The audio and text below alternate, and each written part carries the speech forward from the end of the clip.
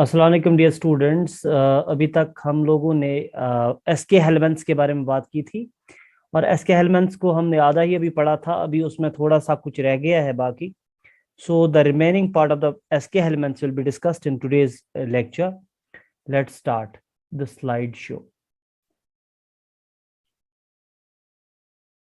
हमने कल इसका body form, symmetry, all the characters, cephalization and segmentation तक पढ़ा था। Now let's talk about the digestive system today and some other characteristics. Okay, so देखो बेटा, सबसे पहले मैं आपको बता दूं, इनका जो डाइजेस्टिव सिस्टम होता है वो, क्योंकि अभी हमने यूनिक कैरेक्टर्स इसके पढ़े थे। They are flat, sorry, they are round और I can say circular in their cross section, ठीक है। और मैंने कहा था कि they are having the particular pseudocoelom. Pseudocoelom आप किसी और ऑर्गेनिज्म में नहीं देखोगे, पर्टिकुलरली इसी में देखोगे। ओके, और उसके अलावा मैंने आपको कहा था they have no segmentation, segmentation was completely absent. और मैंने कहा था ये जो है, इनको हम जनरली कहते हैं राउंड वर्म्स, और इनको एक और नाम से भी पुकारते हैं, इनको हम निमेटोड्स भी कहते हैं। खैर, चलो आज हम डाइजेस्टिव सिस्टम की बात करेंगे। आप यहाँ पर देख रहे होंगे डाइजेस्टिव सिस्टम इज कंप्लीट, क्योंकि कल हमने देखा था tube within tube body plan. So they are having the tube within tube body plan, उसका मतलब ही ये है कि they are having the complete digestive system. Now complete digestive system जब हम कहते हैं तो क्वेश्चन ये होता है कि क्या क्या चीजें होती हैं डाइजेस्टिव सिस्टम में प्रेजेंट। सबसे पहले there is mouth, important I can say opening. जैसा हमने देखा कि right from the coelenterata mouth was present in all. उससे पहले वाला फाइलम जो था पॉरीफेरा, उसमें ऑस्टिया एंड ऑस्कुलम था। माउथ एक डिजिग्नेटेड एक कैरेक्टरिस्टिक नहीं था। नाउ इनमें यानी एसके हेलमेंट्स में माउथ के बाद होता है मसल्स का बना हुआ pharynx, it's muscular, having muscles, right. उसके बाद मसल फेरिंग्स के बाद इनमें होता है इंटेस्टाइन एंड इनमें होता है एनस। लेकिन कुछ ऑर्गेनिजम्स इनमें ऐसे होते हैं, कुछ इंडिविजुअल ऐसे होते हैं जिनमें क्लोका होता है। What is cloaca? आपने कभी क्लोका के बारे में सुना है? Cloaca is a common opening for excretory system, okay, for reproductive tract, okay, and for the digestive system. इन तीनों चीजों का कॉमन ओपनिंग उसे हम कहते हैं क्लोका और क्लोकल एपर्चर। तो कुछ एस्केलमेंट्स ऐसे हैं जिनमें एनस अलग होता है, सेपरेट होता है, लेकिन कुछ ऐसे होते हैं जिनमें क्लोका होता है कॉमन। नाउ सर क्लो का ये रिपीट कीजिए। हाँ बेटा, क्लोका एक्चुअली मैंने कहा cloaca is a common opening for excretory system, reproductive tract and digestive system. ये तीनों का कंबाइंड एक ओपनिंग रहता है, ठीक है। So okay. ये लोअर ऑर्गेनिजम्स में ज्यादा पाया जाता है। उसके बाद जब हम आगे बढ़ेंगे तो वहां पर एनस सेपरेट होता है, रिप्रोडक्टिव पोर अलग होता है और एक्सक्रीटरी पोर अलग होता है। जैसे अगर हायर एनिमल्स की बात करेंगे, एक्सक्रीशन के लिए यूरेथ्रा होता है और रिप्रोडक्शन के लिए होता है गोनोपोर, ओके, या गोनेड्स का ओपन होने वाला। ओके, तो उसके बाद फॉर एग्जांपल यहाँ पर एक्सक्रीशन के लिए अलग और डाइजेस्टिव सिस्टम के लिए अलग, दैट इज एनस। सो यहाँ पर सेपरेट एनस भी हो सकता है ऑर्गेनिजम्स में, या क्लोका भी हो सकता है। ना अगर रेस्पिरेशन की बात करेंगे, रेस्पिरेशन इज एरोबिक। लेकिन किन में एरोबिक होती है? जो फ्री फॉर्म्स होते हैं वो एरोबिक रेस्पिरेशन करते हैं इन प्रेजेंस ऑफ ऑक्सीजन। लेकिन जो पैरासाइट्स इनके होते हैं, क्योंकि parasites live with in the host, तो अगर वो होस्ट की बॉडी के अंदर रहते हैं वहां ऑक्सीजन को मैनेज करना बड़ा मुश्किल है, इसीलिए वो वहां पर एनएरोबिक रेस्पिरेशन करते हैं। तो इनमें जो पैरासाइट्स हैं एस्के हेलमेंट्स में, लाइक एस्केरिस है, वो पैरासाइट है living with in the gut of the human beings, तो वो होते हैं एनएरोबिक। लेकिन बाकी जो भी हैं वो एरोबिक हो सकते हैं। Now talking about the circulatory system. अच्छा, रेस्पिरेशन के बारे में आपको ये बात भी बता दूं कि रेस्पिरेटरी सिस्टम अलग से इनमें नहीं होता। ओके, रेस्पिरेटरी सिस्टम इनमें अलग नहीं होता, ये जनरल बॉडी सरफेस से होती है।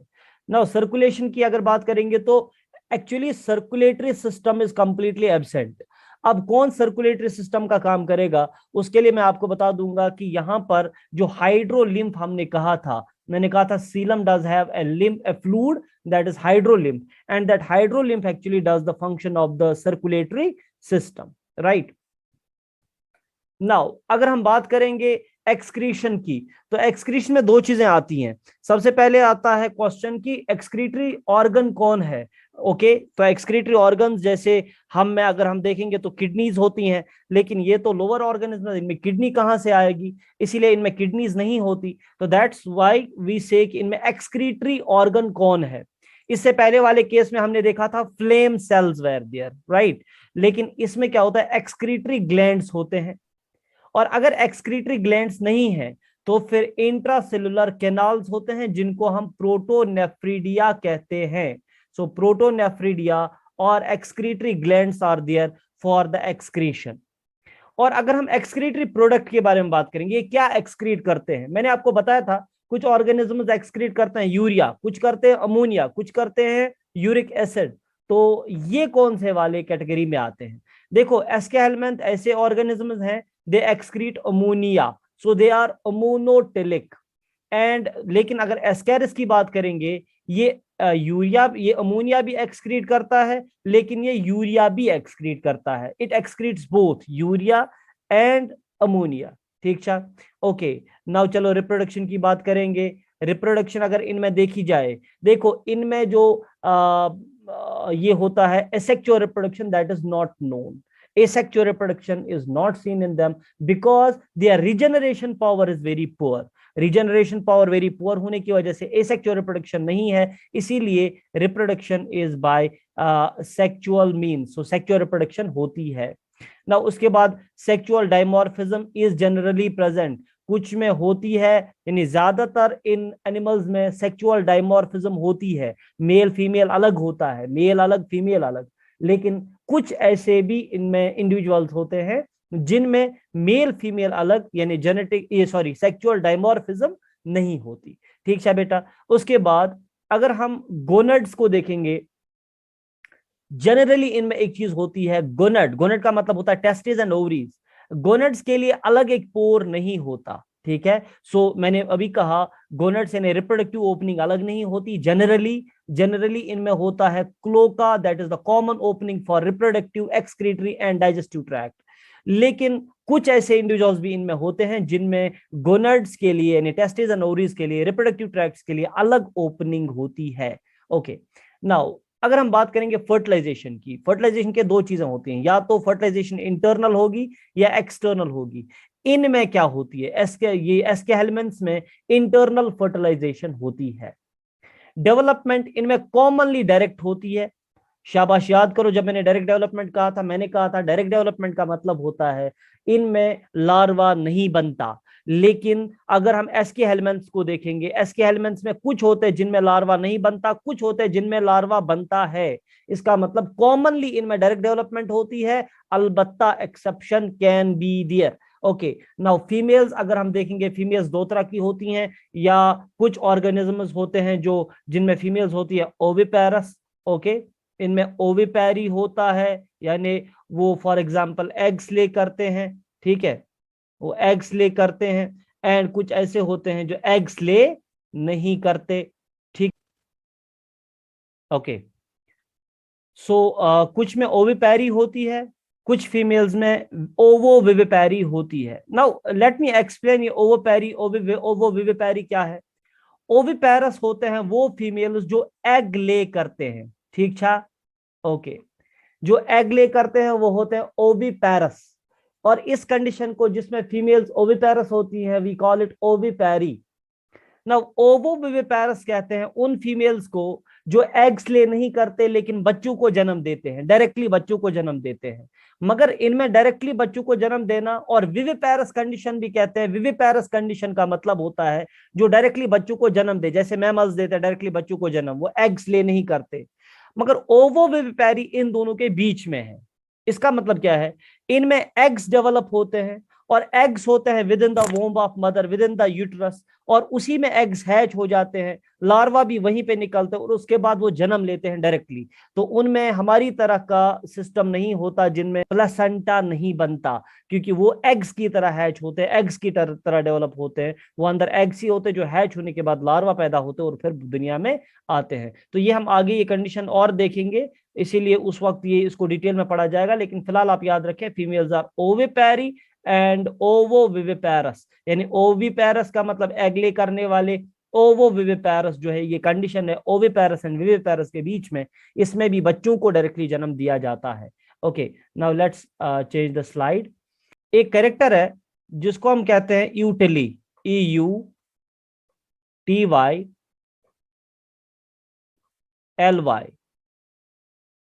It is EUTYLY, यूटिली। यूटिली का मतलब क्या होता है, ये एसके हेलमेंस का एक बड़ा ही यूनिक कैरेक्टर है।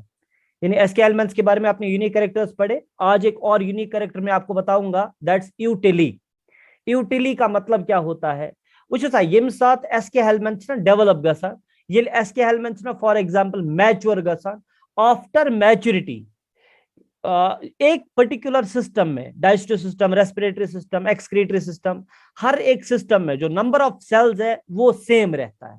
यानी यमसाथ मैच्योर गई, डाइजेस्टिव सिस्टम में जितनी सेल्स उस वक्त मैच्योरिटी के टाइम पे होंगी, इनकी डेथ तक डाइजेस्टिव सिस्टम में नंबर ऑफ सेल्स इंक्रीज या डिक्रीज नहीं होगा। जितनी सेल्स इसका मतलब मरेंगी, उतनी ही सेल्स रिप्लेस हो जाएंगी with new cells. So total number of cells in a specific system remain same throughout the life after maturity. तो जो मेन कद बोझा बुशुस वनन number of cells, total number of cells in a particular system after maturity will remain same. इसी condition च वना या सगाई यूटिली, और ये यूटिली जो है ये एसके हेलमेंस का एक यूनिक फीचर है। ठीक है, सो दे शो यूटिली। देखो ये जो आपको स्क्रीन पे आप दिख रहा है ना, ये एग्जांपल है, example of the aschelminth. और एसके हेलमेंथ का एग्जांपल जो सबसे इंपॉर्टेंट है, दिस इज एस्कैरिस, छाकिन ना। एंड आपने देखा एस्कैरिस में दो आपको यहां दिख रहे हैं स्क्रीन पे, एक मेल है, ये है मेल, ए जो आप देख रहे हो ना ये मेल है, और ये फीमेल है। ये मैंने इकलौता ऐसा एनिमल देखा जिसमें मेल टेढ़ा है, ठीक है, जिसमें मेल टेढ़ा है, ये इकलौता ऐसा एनिमल है। तो मेल्स को आप देख रहे हो, ये जो कर्व्ड है ना, जिनका क्लोकल साइड यानी एनस का साइड जो आप कर्व्ड देख रहे हो ना, ये मेल्स में होता है इन case of Ascaris. And in case of females Ascaris side, Ascaris में जो एनस साइड है दैट इज कंप्लीटली स्मूथ, तो ये कर्व्ड नहीं होता। तो एक हुक की तरह जो इनका पोस्टीरियर साइड हो तो ये मेल होगा, और अगर ये हुक की तरह नहीं है इसका पोस्टीरियर साइड तो ये फीमेल है। खैर, नाउ अगर आप इसमें देखेंगे कुछ चेंजेस हैं इनमें। अगर आप देखें मेल एंड फीमेल को अगर आप कंपेयर करेंगे, ये देखो मेल का माउथ जो है वो टर्मिनल पे है, यानी एंड पॉइंट पे, पहले एंड पे, एंटीरियर एंड पे माउथ है। और अगर आप फीमेल में भी देखें तो माउथ कहां है, एग्जैक्टली इसी पोजीशन पे। ठीक, तो माउथ मेल्स फीमेल्स में एक ही जगह पे होता है, ये इनमें कॉमन है।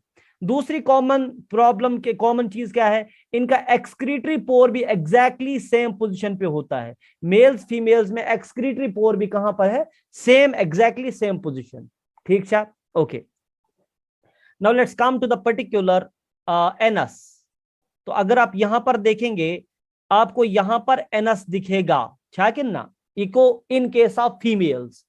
और इन फीमेल्स में आपने अभी मैंने कहा था there can be anus present और देयर कैन बी क्लोका। अगर एनस हो इसका मतलब एनस छु सेपरेट, रिप्रोडक्टिव ओपनिंग छु सेपरेट गो। अगर ये फीमेलस मज एनस अथ लोग, अब हम क्या ढूंढेंगे, फीमेल का, यानी इस फीमेल में रिप्रोडक्टिव ओपनिंग कहां पर है। तो यहां पर आप देखें इस फीमेल में reproductive opening is separate, genital aperture, gonopore, reproductive opening, जो भी आप कहना चाहोगे।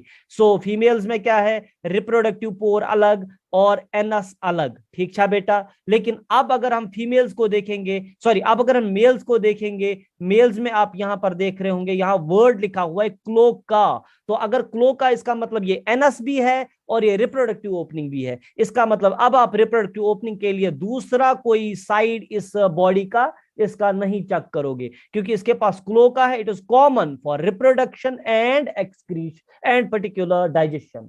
वो सा बेटा इसका मतलब ये एक डिफरेंस है मेल और फीमेल में in case of ascaris males have cloaca females have separate anus and separate genital pore ठीक है और उसके अलावा आप एक और स्ट्रक्चर देखेंगे इन केस ऑफ मेल्स ये तित आज तक पता लगन इट इज पिनियल सीटी इम छ आसान एपर्चर्स या अपेंडेज इम जन पिनियल सीटी दे आर फॉर कोपुलेशन किम खतर छ आसान for male and female mating तत छ वनान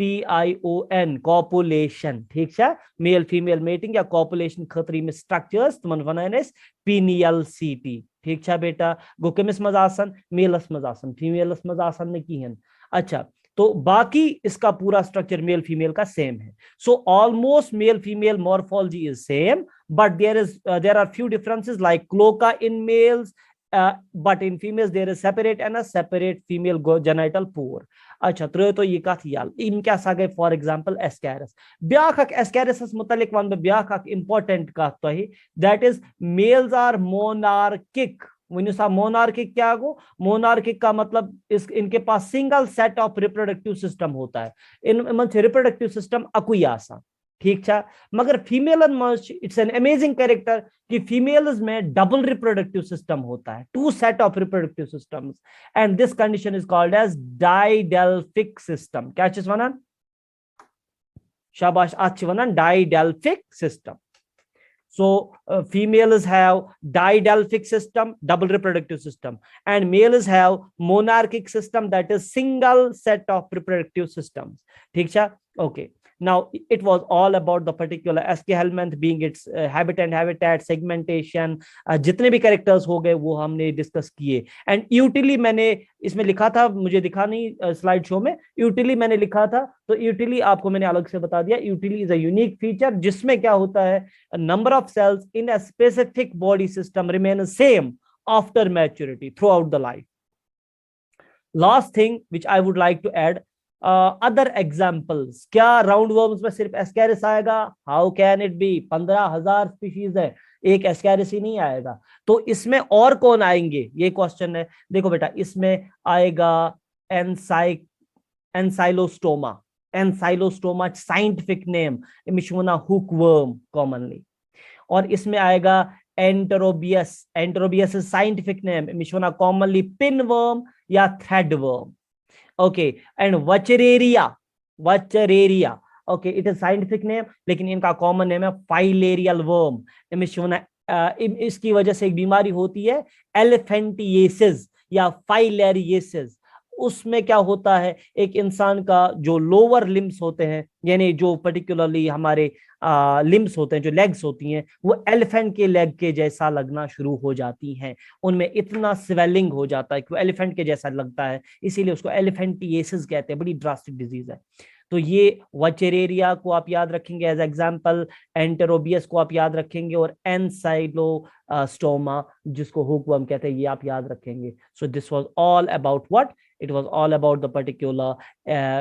this SK Hellmann now we are going to talk about the annelids में segmented worms आती हैं ठीक है बेटा